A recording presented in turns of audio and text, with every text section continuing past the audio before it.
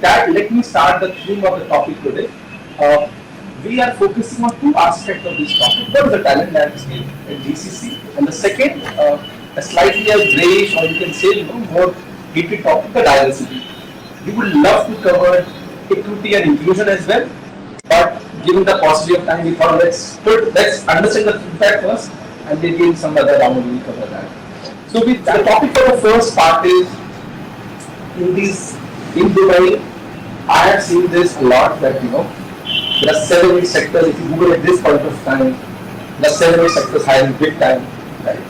They talk about using AI for technology. They talk about work from home. They talk about there's so much written about Dubai as an HR landmark. What is your view in terms of hiring landscape in GCC? In terms of the last post-COVID time, what are the tools? What is your view in terms of readiness of workforce to be part of the workforce at first place? What are the challenges you are facing as a leader? Is there any hack that you follow at this point of time to face this challenge? So this is an open topic, and with that I will leave it to you. I think firstly the outlook is positive. We have a lot of talents coming into. I specifically speak on management consulting, for example. So I see a lot of talent that is interested in the GCC markets. Maybe this is because of the tail end of the rest of the market. There's a slowdown in the markets and in e-commerce, but over here we're thriving. The government encourages people to come here. The infrastructure is given here. And of course, here particularly in Dubai and UAE, the lifestyle is phenomenal. Right? So for me, it's easier to attract talent from overseas. I see, if you go back to your forecast, the forecast is positive. I see a lot of the market, the employment market tightening in the recruitment space. And it's the HR and the people in talent acquisition really need to up their game. The influx of talents is huge. Like what she said, not just in management consulting, but across the industries. Because I do consulting across a lot of industries. I'm involved in a lot of setting up of startups and stuff. So what happens is, earlier when you had maybe 20, for example, for one position, right now it's 500, right?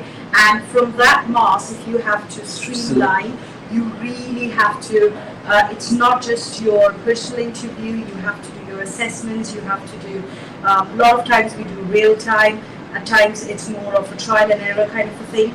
So depending upon the business and depending upon the role, what we've been doing right now is for each role, there's a separate kind of an interview for each role within a company. So for some projects, like even the last, I think it was for a vision care, yeah, they're one of the most prominent ones. For optometrists, we had a different segment. In that, for the seniors, we had a different segment. So it's like they want to get the creme out of the creme, right? So it is looking positive because as people are coming in, they see all the green, they see, okay, we can get A, B, C here, but on the employer side right now, it's like the competition is huge, right? So that's been there. Interesting. So employer branding plays a big part. It does. Employer branding is becoming huge right now. So you have, I think, of late what we also see is in some industries, recruiters are more or less becoming like influencers. Yes. They're on the social media, they're posting, their life is shown there, what they're doing today, what's surfing about. So it's regular, and that pulls in talents. Just that part pulls in talents. Every day you'll see from companies, okay, what's your office like? What's your day like? What's there as an ABC plus plus plus? So these things kind of post. Very interesting. So on one hand, she talked about people want to come here because of lifestyle. On the other hand, you talked about employer branding. Wow, amazing. Yeah. Over to you. You want to add something? Let it flow.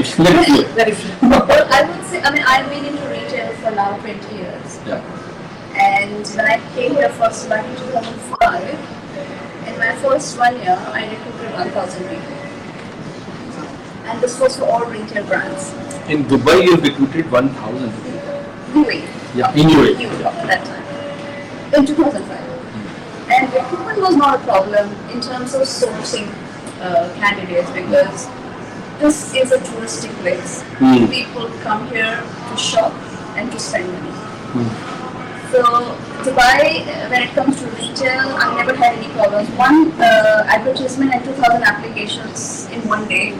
So the only challenge was to screen and select the right talent. So we never had a problem there. But yes, like Abby said, after COVID, golden visa, green visa, and just to add here, Expo 2020, which never happened in 2020 and happened. Can you focus on what's that? So Expo 2020 is something which it is you win it by bidding. So UAE won it, and then they were supposed to showcase to the rest of the world, inviting people from all over the countries, showcasing UAE as the place for investments. So they were inviting companies, corporates, different industries from all over the world, showcasing UAE as the place to live and the place to invest.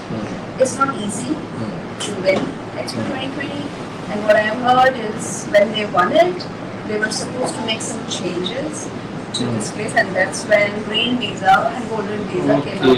Expo 2020 has created definitely a buzz all over the world, and it has changed the overall outlook and perception of rest of the world towards Dubai.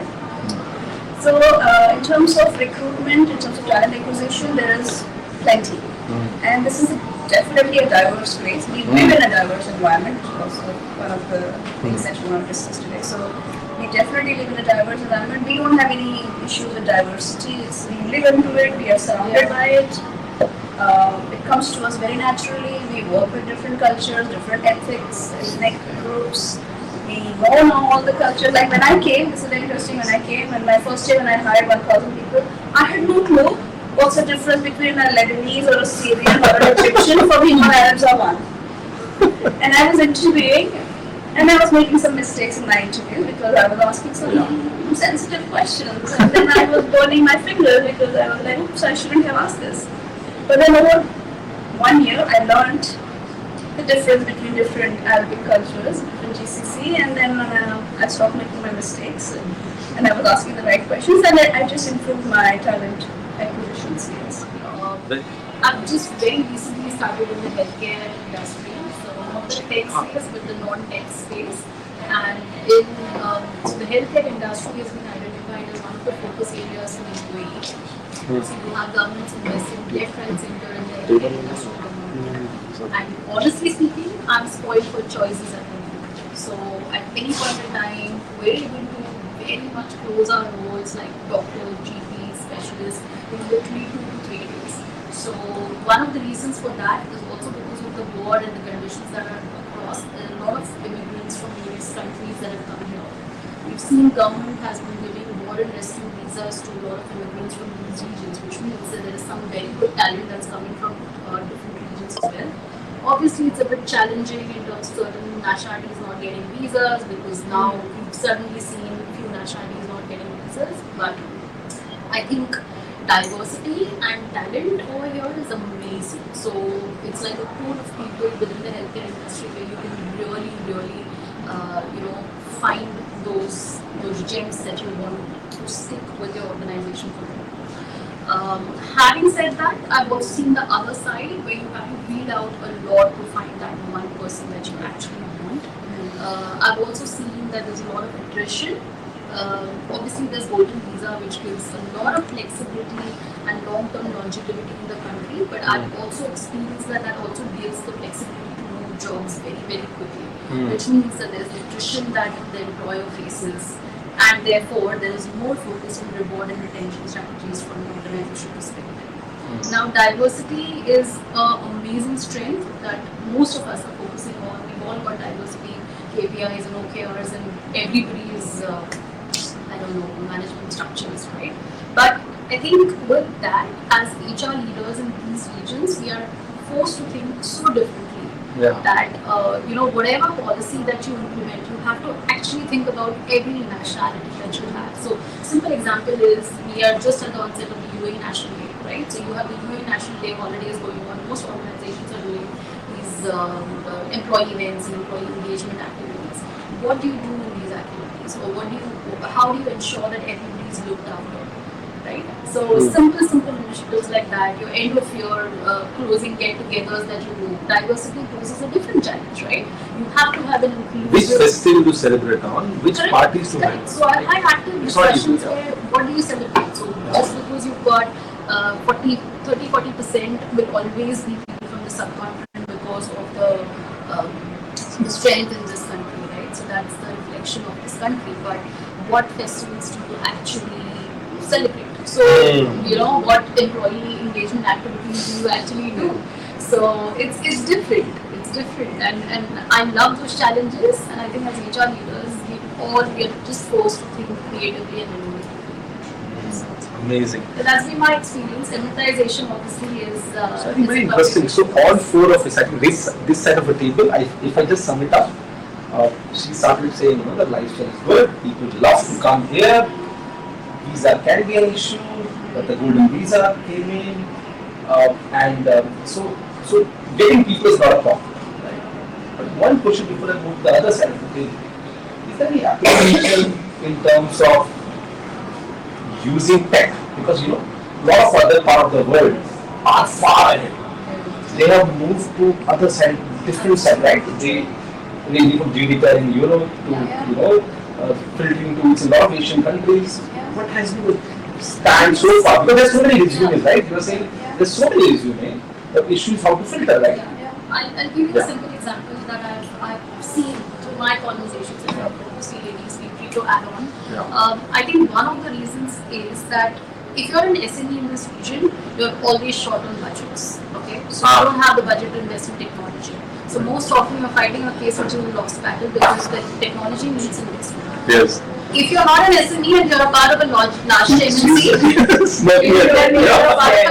MNC, your budget comes from the headquarters. So most often this is not a region of focus, right? So where are you then in the vibe? You've got amazing talent, you've got everything happening, but you don't have the budget for technology. A lot of manual work. Yeah. So this is the story of every HR life. But just giving you the context of the technology and the evolution that's happening here. COVID made a lot of these processes which were manual, visa-related processes or any of these processes, forced to go onto this technology ramp-up, right? So the GDFRA, Ministry of Human Resources and Implementation, all of them implemented a lot of technology in that period of 1 year. And the focus went on technology. Right? And that's how all of us were forced to then get into the technology mode and implement some form of technology. However, you don't see that into ATS. Largest organizations will still do their processes manually, and that is again, budget is where it all comes. I agree. It's a mindset change. Is it a mindset change or is it a budget? Because see, there are two issues, right? One is we don't have a budget. It can be a normal misgiving, right? The other is the mindset is why do we use tech and maybe aversion to tech, right? So what has been the case? Is it like aversion or I no think budget? the answer lies on both sides. Being an HR professional, I have been always putting myself behind when it comes to technology, because learning something and creating something demands a lot of stimulation at your end. For example, I'm in talent development mostly now.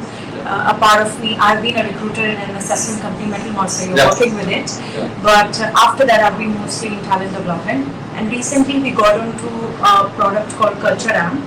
I was all wow about it. Culture Amp? Yeah, Culture Amp for the performance module. I was all wow about it, gaga. I got the budgets approved, and I told the management, and it's an SME, so when you're a new company, you're a new baby, and you want to be like the fast runner, your management is always supporting you when you show how you gain from the technology.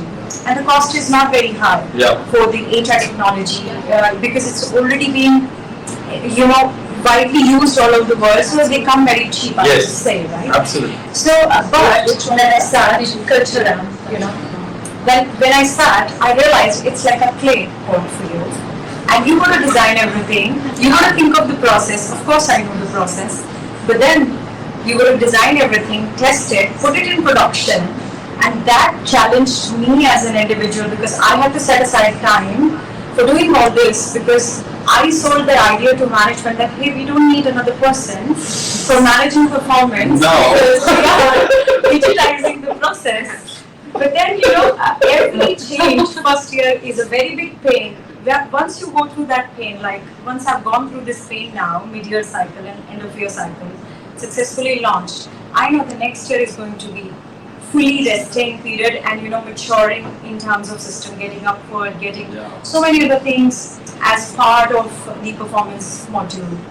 So I guess technology, we are fearful as an HR professional, I would say, because we are always burdened with a lot of operational excellence that is an expectation all the time. Headcounts, the budgets, and the talent, attrition, engagement. These are all misunderstood concepts, I think, in GCC right now. So the mindset has to change. Engagement is not about celebrating only. Engagement is more around your professional development, your loyalty, your happiness, your psychological safety, rather than just enjoying a meal together. I mean, that's essential, but there's more to it. So I would say, as an HR, we need to become very good financial advisor in terms of when we are bringing a technology. We need to learn it so that we can sell the idea. And you can execute it also, right? Yeah, and then we need to execute it well. So that shift in the mindset for HR professionals has to come. And for the management, I think there is a huge scope for educating them in terms of, what HR and how it contributes as a value proposition. So that's what I think. No, I agree. The gap is on both sides. And I've burnt my fingers. I come from a different industry. I come from manufacturing. So manufacturing, if you know, as an industry, it's very traditional. That's the last industry, will get into change or accept technology and all. But again, it's COVID, I would say, kind of forced us in terms of to think differently, because in manufacturing you cannot think of working offline. You have to be there with the operations. You need to be there. The HR has to be there. All the support functions have to be there. And that was the only time I think 1 year that we were working online. We had online meetings, and people started thinking differently. Challenges are there in terms of recruitment because ours is a very niche. We have two business units. We have rigid plastic, and we manufacture rigid plastic. So we manufacture bottles and caps and closures. And we also have an engineering unit where we manufacture molds and dies. That's a very niche business unit. So again, diversity is very difficult for us being a manufacturing company in terms of having male and female ratio at the same level. So that's again a challenge. Emiratization was not mandatory initially, but it has become mandatory. And because of our work timings, there are no flexible hours. You have to be there because when I am talking to candidates, UAE nationals, they are looking for flexibility, and we as an industry cannot provide that. So those are some of the challenges that I am facing currently. But in terms of development, in terms of what they can learn, we definitely tell them this is what you will grow this into, and this is what you will learn. And believe me, I have got candidates who are interested to work full time and to give that time. So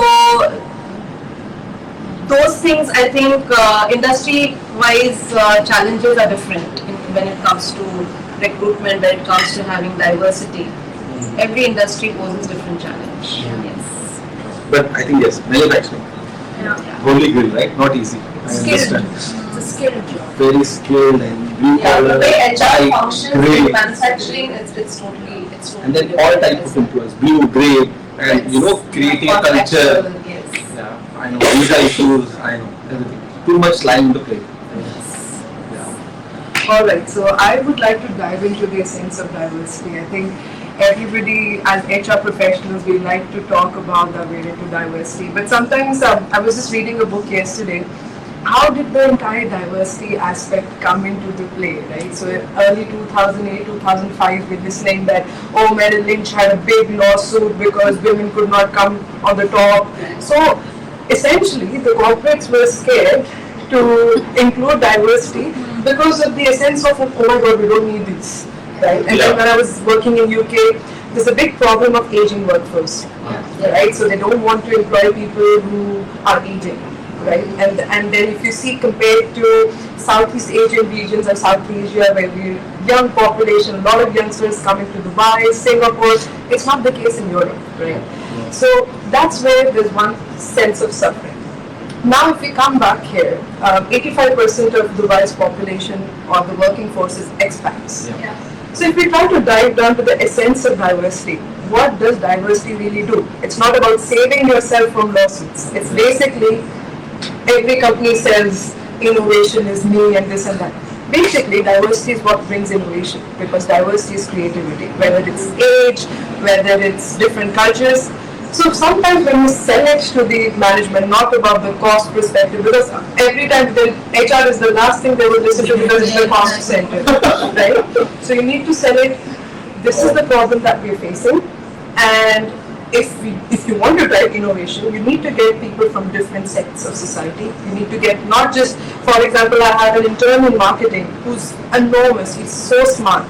At the same time, I have someone who's just expecting another family member in the marketing team. Both of them come from different schools of thought, but how to present the marketing ideas is different. So diversity comes in there. Now, when we talk about diversity, why selection and assessment helps is to cut down that bias.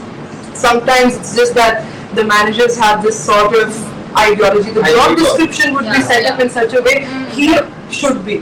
Where is the she? Right? So that or chairman. Why not chairperson? Most of the JD has. Or you're like saying chairman. Why not chairperson? Why do you have to say? So it's just unsaid bias that comes in. And that's why I think one of the selling points for us is to not just optimize, but also remove and cut the bias. But when we're talking about the bias, it also, like I've done psychology myself, so one of the biggest problem in psychometric tests is the culture of the adverse effect. Like you said about that point, you do not study every society how they go about things. And that's when you ask them a certain question, they're like, what do you even mean? Right? Like sometimes even I speak to my parents back home and my parents are, why are you out till 2 a.m. in the night? Because it's still it's not the psyche, it's just the geographic difference. Right? So that's where I think psychometric tests play a very important role in cutting the bias, provided they are culturally sound. And that's my take on diversity. I think you've got a lot of inputs on the table. I think I think so many words you use, Good, you bought the Pandora box. I definitely agree with your point. Diversity means so much more than just having different races and different age groups. But it's also training the managers, the leaders. Are we ready for diversity? Are we ready for these different outlooks in life, or how to run your business, or how to shape your departments? Are we ready for this? So it's not just an HR task, it's also the leaders, it's the board members. I recently ran a board members group, and the group itself had 7 members, bless them, and they were quite diverse. And we had two UA nationals as a part of the board advisory group. And we did some, psychometric testing, and one of the individuals wasn't able to complete that questionnaire because though his English is immaculate, very, very beautiful, very sharp man, multiple businesses, but the way you ask certain questions in these questionnaires are not equipped to deal with different cultures and backgrounds. One shift of a word can mean something different. So what I had introduced is, let's get a national Arabic speaker from a different region, and let's set up a 1 hour and go through each question. So it's not going to be 20 minutes and you're confined, because that makes people nervous as well, So what we had done is that we scheduled a longer period of time. Take the hour, you want 1.5 hours, let's go through each question from an Arabic perspective, and let's translate word for word. And bless his soul, he completed the test, and he felt inclusive, like included. We found a holistic way to merge the differences, the gap, bridge the gap, and really, and so part of the overview report was no longer just 6 out of the 7 board members. There were 7 on the chart, and that brought a lot more inclusivity, and that actually helped them as leaders understand that we might understand something very differently, even though we're at a board level. Now think HODs, now think managers, now think assistants, or blue collar staff, skilled workers. So there's so much training that I feel HR professionals need to start thinking about and rolling out and communicating to the top management. It's like, I always I think of the company as my children, and they're probably shouldn't, but it's how mother and fathers or elderlies set the tone, how we communicate that, what examples we set, and do we play them out? These are all really cool words that you hear in the market, but are we actually practicing this? What, like you brought up a really good point. What is diversity? Yeah. What does it mean? And I'm sure we'll all have our own definitions, but how do we roll that out? How do we communicate that? And then how do we actually set a good example? I think that's very, very important. It has to start from the top. It happened with me in a previous organization where my managing director said, I want diversity. I said, let's start with your team. People who are reporting to you, that's the top line. You're not diverse here. So let's start with us, with the leadership team, because we're not diverse here. And so he said, okay, I'm going to think about it. And then I came back, I said, it's a good point, let's start with your team, and then once you have the leadership set the tone, like you said, then that team will set the tone for the rest of the team. So it has to start from the top. I think I face the same thing like what she said. When they talk about diversity, they want to see the picture, like, okay, you have people from everywhere, all kind of practices, all of that. I faced it with one of my previous clients, and then he was like, oh my God, I can't deal with this. Okay, I have to attend to every single person. I said, yes, you have to. Now that's what we call diversity.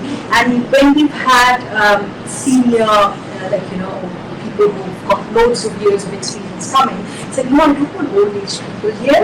I was like, that's also part of diversity because it means a lot of things, right? So once it starts from the top, because people at the bottom, mid-management, they'll all be accepting, they'll all accommodate these things. But if it's not set on the top, it's not going to last long. So it has to go top to bottom, bottom to top, and then you can sing it down.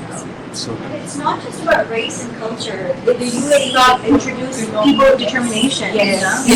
And they have a beautiful center here. I also supported Expo on their project, and one of their KPIs was people of determination, and they would provide a pool of talent. And bless them, they come with such creative energy. So it's not just about race or age. We also need to expand expand our knowledge on what other components are within diversity. Absolutely. Let me go and add something. I would say diversity is, yes, one thing which is part of how UAE is structured in terms of attracting talent. We all are expats, and most of the people have come from different countries. And then Dubai is a land of opportunity, so you want to expand in different nations, so you go to attract talent from those markets. So ultimately, you will have some diversity. Of course, when we talk about gender ratio, that's still a lot imbalanced in the region because it's just matured in last 10 to 15 years in terms of getting more and more masses and businesses becoming comfortable, making it comfortable for different nations. But I think where diversity starts, the inclusivity is also one thing which is not consciously being built up as of now, and people don't know how to deal with it, and nobody has a perfect answer to how to be inclusive. You may hire talent, you may get people from different nations and backgrounds and skill set, but how do they merge together is definitely a science, I would say. It's not exactly that we can leave on the teams to decide who to talk to, who to include in the dinners, and who to invite on personal parties. And there are many things, mannerism that really speaks out loud about the inclusivity in an organization. And I think you were very right in saying that it's not about getting everybody getting a diverse workforce, but also setting up a culture, top to bottom, that hey, this is what we stand for, this is how we are adaptive, this is how much we can tolerate, this is what you have to showcase when you walk into the office. So these are some of the very fundamental culture-based things that have to be spoken about. People are very hush-hush in GCC, I would say in UAE. Can you about stress on the these things. hush part, please? Happy to Hush-hush. Because see, that is the essence Hush-hush of part this. is actually, nobody has a perfect answer. What will fit everyone? For example, you're celebrating a festival. How much and how far can you go in that, so that you don't hurt somebody else's sentiments? Or when you are setting up a form for hiring, you don't know ultimately who's the person who's going to attempt that question, and how generic can you be without compromising the things you want to assess. So there are a lot of dynamics that you have to think about, you have to be very creative about, and also you have to multiply your efforts so much in different directions so that you can cater to a very wider population in the office. There can never be a perfect answer to it. So a lot of, I would say again, I'm using the same word, a lot of education has to be done in terms of what are some of the good practices to be done to set up the culture. Right now, most of my friends I speak to in the HR fraternity is the piece of culture is missing, and the only organizations which are thriving here in business are the ones who are very clear what is their value system, what do they stand for, and how to behave when you're in the office, which defines how people feel inclusivity.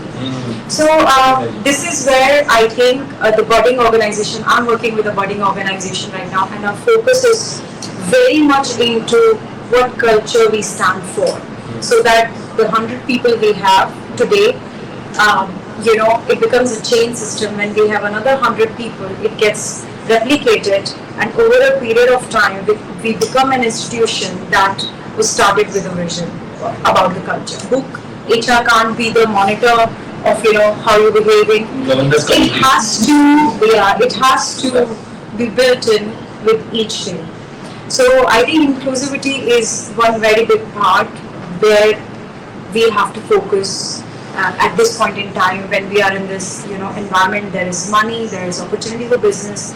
Visa regulations are very I would say progressive right now, and there's a lot of trust that people have now for they look for a longer time and they feel safety in Dubai, but where they lack is they don't know which group they can be part of and how much they can be part of. So yeah. I can add one point here. Whenever in HR we use such heavy words, diversity, equity, inclusion, and sometimes this is happening in last 4 years, right? Yes, so business team, they get scared of such heavy words because then they are not familiar with these jargons. Yes. If you can introduce these heavy words into simpler terms like diversity, I'm sure every HR here will agree. The moment any resignation comes in the organization, the first question or the first response we hear from hiring manager, I want exact copy of this person. I cannot leave this person. So that itself, is that person open for diversity in terms of thought as a personality? Wow. Because people generally think male and female is a gender diversity ratio. We can have only 50% male or female. There's third gender also, but we do not include them. But diversity in terms of people, if this person was working very great in this role, somebody else may perform much better. So hiring manager has to open up his mindset and thought process that let's try somebody completely new without technical expertise. If I'm hiring for a manager role, I just need a people leader. So if HR is successful in orienting this thought process in the hiring manager, it will be good. Another thing, the moment any HR or the hiring manager sees the resume, oh my God, he's having a gap. Why so much switch? It's diversity. Again, the person may but have... it's also part of inclusivity, right? Yes, but then again, we generally just filter it out. The person has so many... Today itself I got this example in my organization. Every 2 years the person is switching. So when I contacted this person, he had all the valid reasons for switch.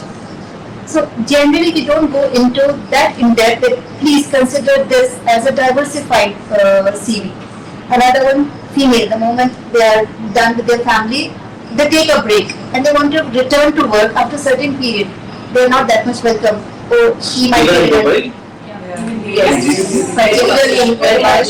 Yeah. Now she is redundant, we are into technology, she would not be knowing it, or every time she'll come and ask my son or baby is sick. So these thoughts still we face. So this is again inclusivity and diversity. Are we ready to hire somebody, or if somebody is declaring during the interview process that I'm in my family way, I think 99% people will not have it.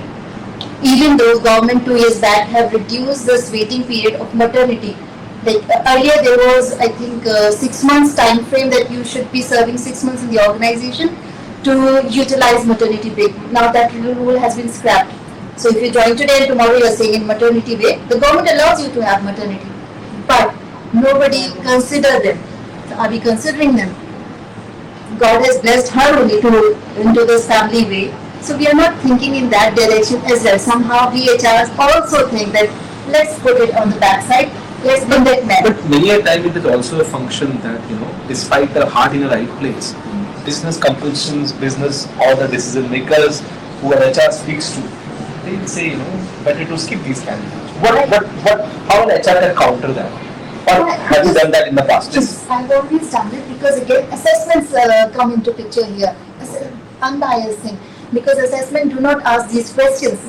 You purely will look at the talent perspective, not she's into family way that next month she will deliver. So what? She will again return, and she will return in much better because being a mother adds on to our skills. I think we become multi-talented. We do have a notion that somebody is having a break, it means she may not be good in technology. How, from where the notions come from? Because she would have taken this break and every quarter the technology innovates itself. She would be only changing diapers and she would not even know. Or now after 1 year she will be busy with growing her baby. So this also should be included in the diversity discussion because generally we say no, we have people from across different nations or male and female gender ratio, but this is actual diversity.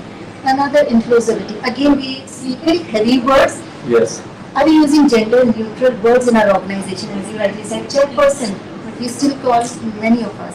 Or if we are writing email, we still write his versus her. We write in most of our PHRs. Do we have gender neutral washrooms? We still have male and female. So that also comes into diversity, inclusivity. One of the webinars I was attending few months back in USA.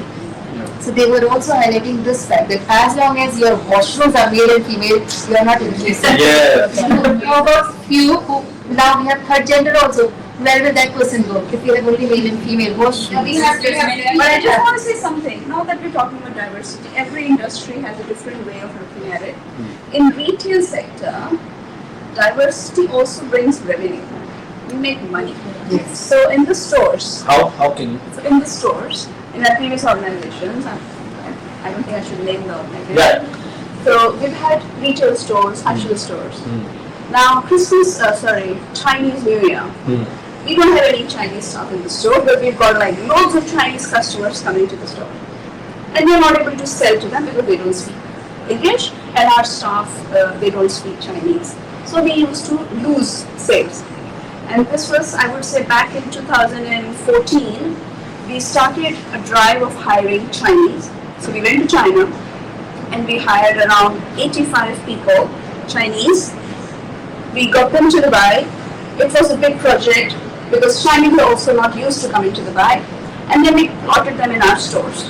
The sales picked up because the moment Chinese customers would come in and they would see a Chinese staff, they would just go, no, 1 credit card, 2 credit card, 3 credit card, massive sales. So this generates revenue. So diversity helps in making money also. So this will sound good to your stakeholders because as an HR, we're not creating cost here, we're creating revenue, we're generating sales. So this makes sense in the retail sector. Now, not just limited to Chinese, Russians. Whatever has happened in terms of the political scenarios, we've got like loads of Russians coming and Ukrainians coming. We need people to speak that language, to convert the sales, upselling. So from a retail sector in the store, we need diverse people because our customer is diverse. Right? In Dubai, people are coming from all over the world. When they come to our stores, if they see their kind of people, the sale is easy. Now when you have a diverse team in the stores, you can't have one ethnic group of people in the office. Because you don't want your team in the stores to perceive the head office as, it's only one people. They want to be managed by diverse people. So then it's the other way around. And then so you have to see your human capital, who are the people that we have, and who's going to manage those people. I also want to add one point. It's also affecting the company reputation. It's not as HR, but I remember a few years ago, without mentioning the company name, I received an offer from a company, and I was discussing it with my colleague, and he said, "No, Mona, don't join there because it's full of Egyptian." Although I'm Egyptian, but I was looking at it's affecting the reputation. Yeah, it's affecting the reputation for the candidates. So if I ask you to join a company where all of them Egyptian, you feel like minority among them. And then somehow the bias started, as you said, the fear of I don't know why, you feel they are superior, they are like mafia against you. So we go into more psychology here. So I have seen it several times, and big names in this region, multinationals without mentioning names, Indian, Egyptian, and it breaks my heart. If really like a multinational, usually the diversity, as you said, guys, the push should come from the top. So my experience, I'm working at a technology company. Every organization I worked with in the past, it's the push coming actually from the top, not from my own initiative. Yes. So they asked me to do so. So because the management sits in US, and as you said, they are way ahead from us, and they value the diversity. Most of the multinational thinking this way. So you don't need to educate them. But when it comes to our regional heads, yeah, you have to take the message from the US or Europe, whatever, and you have to go as HR, as an HR partner, and educate them about the importance of having a diversified team. But still, he's biased. He would refer Pakistani, he would refer Egyptian, and then you have to go into this challenge. And also to add one point from my experience, I noticed also the managers sometimes come to me with this request on a casual basis. Oh, let's hire her, but and she's single also. Why you care? I'm sorry. Yeah, why you care? Just you are not going to edit this part. Reality. We are not sugarcoating reality. What it is. Yeah.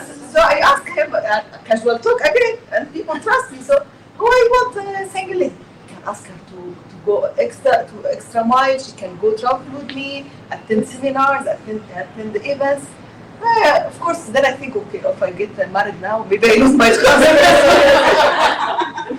But believe me, they're thinking this way. They do. You know, a question of diversity, since we're talking, a lot of companies, like you said, it's a push. They don't want, they want only certain nationalities. We do understand it happens, and then you have to follow what the managers say. But I think, what interesting thing UAE has done to bring, you cannot imagine SMEs or private companies, now hiring Emiratis. There has been a push, right? Yes. And it is a compliance. You have to follow. So I think if there is that push, or the policy is there, or if it is, every manager's KPI, that they need to have certain, this diversity percentage, they need to have in their team. I'm sure it will work. But just counter to this, I've heard that there are a lot of ways of circumventing this regulation. So an HR person, what they do, and I'm talking about an infrastructure company, they say that we hire one Emirati, but we know he or she may not work, right, because not skilled enough. So I'll also hire another one to counter this. So that's how it is. So how do you balance that? See, that is So where it's not inclusivity anyhow, right? They're just complying to a regulation. Okay, let me talk from my experience. So, my company, Precision, where I work, we are part of a bigger group, Altair. So, both these companies are UAE national companies. Yeah. So, and there is a direct agenda that we need to hire, not to show, but literally hire. They have to be there and they have to be working, and they need to see them developing and growing. So with that, yes, obviously it is a challenge. It is not easy, But I think challenges, when you get that, and you always you have a mindset, okay, they will not work. With that mindset, if you go and try to get candidates, you will not. But there are many fresh graduates who have that willingness to work. They want to prove themselves. They want to come and work with private companies. So, and I have got UAE nationals coming from Russell Kema, Most of them. Sharjah. When you're coming from Sharjah, you're at least 1.5 hours you're stuck in traffic, but they're willing to come because in Sharjah there are not many private companies. They have to come to other Emirates to work. So there are challenges, but I think from 100 people, you will definitely find 10% of the population who have that mindset, who want to prove themselves, who want to learn, who want to add value. So I think you just have to find the right candidate. That's been the case for me. I think that's where sometimes the reverse bias takes place. So we've been told to start hiring for Emiratization, and the first thing that me and my fellow HR colleague were like, okay, we'll start looking for someone who's okay for part-time. I mean, they wouldn't be interested. Right. And I start with my recruitment team, like, guys, let's start working. And they're like, okay. And then they come to me and they're like, Harsh, to our surprise, they really want to learn. They want to do. I said, just pitch them a half-time role because it's my psychology, right? So I'm like, just pitch them a half-time role and they can just come and they can go in 2 hours. It's fine. We don't. They're like, no. They want to come. And when you speak to them, one of them is from, one of them I spoke to, young, he's currently working in the retail sector, and I'm from the financial sector. He's like, I would do anything to learn more. You can put me from every different department, but I would just like to learn. And for me, it was not just one gem found. Honestly speaking, 10, 12, the more we started to interview, the more we're getting to know that there is, so that sense of understanding that, oh my God, they're privileged, it's fine. I mean, it doesn't, I don't think there's anyone here from the banking, but Emiratization in banking is 75%. Yeah. Banks, you only see Emiratis, right?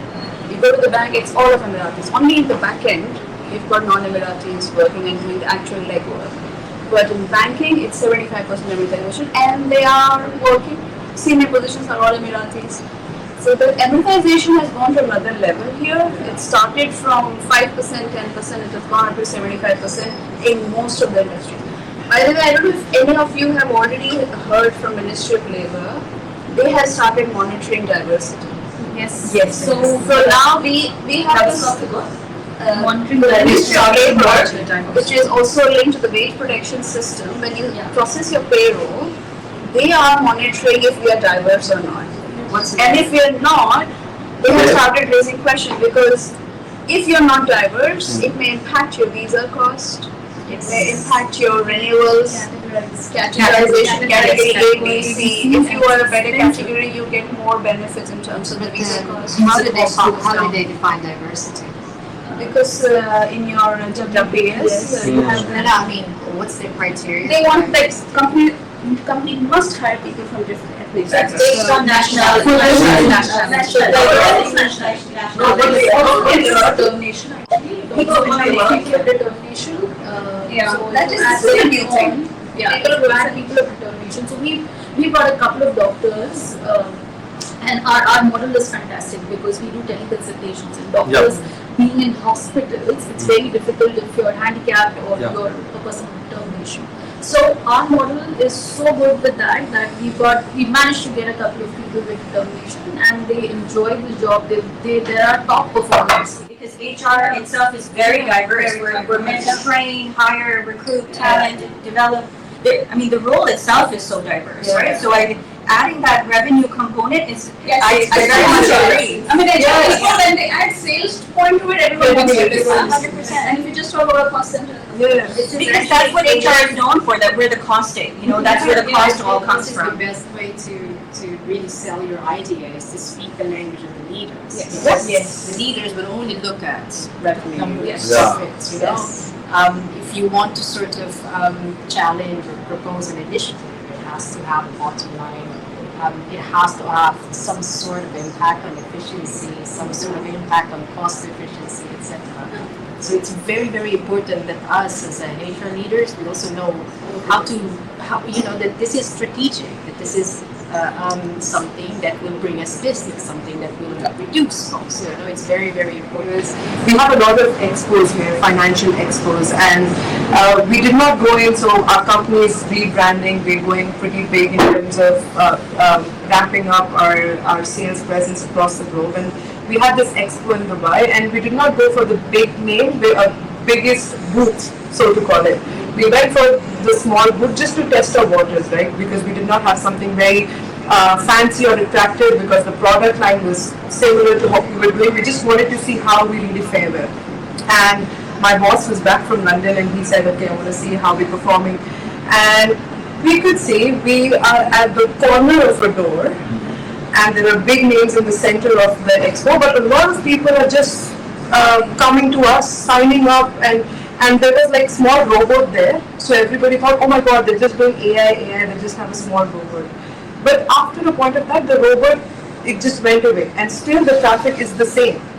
And me and my managing director, we just kind of like, what is the reason that so many people are coming here? And the answer was simple. We had a French, we had a Filipino, we had an Indian, we had an Arab, we had a South Indian, we had a North Indian, we had Lebanese, we had Egyptian. It was just a diverse set of people. So whoever they would feel that they could relate to, and trading is something everybody wants to make money.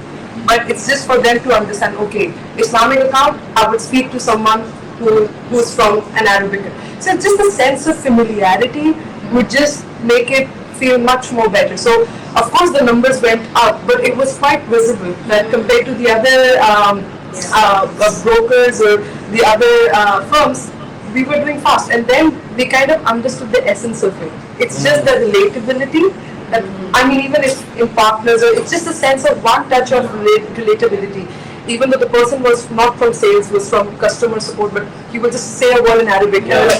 Let's start talking. So like that's the essence of it. Sometimes that quotient of relatability and the more diversity, you can just do wonders. At the leadership part as well, what I loved about what you said earlier is how diversity plays an important part in innovation. Yes. Because this is very, very important for the leadership. It's diversity kind of opens up not just the depth of the information, but also the breadth of it. All of a sudden you're looking at not just in the UAE, what are we doing in the UK? What are we doing in India? What are we doing in China? All of a sudden this entire broadened mindset. My first how should I say it? My first sort of real understanding of diversity was, funny enough, not about the HR topic. It's not about people perspective, but about corporate governance. And this was when I was studying corporate governance, the UK code, the UK corporate governance code. And at that time, they introduced diversity because a lot of these like these Fortune 100, Fortune 200 companies in the UK were kind of like falling because the board members are all the same. They're like, okay, I'm a gentleman's club, and so therefore I'm a board member of XYZ. And all of them are like, they come from the same school, they all came from the same sort of fraternity, they all came from their own men, they all go to like a cigar bar, and they think the same. So essentially, the business is not like this. The market changes, the people changes, people's needs changes. So you need change, right? And the only way that you can capture this is if your leaders are open enough to see these changes. They have to capture it, and this is very, very important in diversity. It just opens people's mind up. And then when you have leaders that are like this, it falls down, it cascades, it trickles down quite nicely down to the people, which is good. Yeah. Really, really good. Absolutely.